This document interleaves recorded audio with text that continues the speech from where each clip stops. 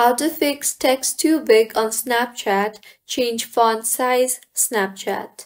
Hello everyone, I am Bishaka and welcome to our channel. I will take you through the step-by-step process on how to fix text too big on Snapchat. Now, let's get right into the tutorial. Firstly, go ahead and open the Snapchat application on your device and further, make sure you are signed in, and if not, then go ahead and sign yourself in. Once opened, tap on your Bitmoji on the top left of your screen.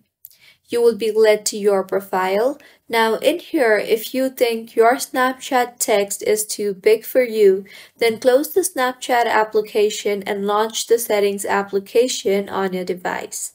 Here, scroll down and tap on the display and brightness option and further tap on the text size option. Now adjust the slider to your preference and go back and open Snapchat again, and now as you can see the text size has gotten smaller. So this is how you can fix text too big on Snapchat. If you find this tutorial helpful, please make sure to like the video and do subscribe to our channel for more contents like this. Thank you for staying with us until the end.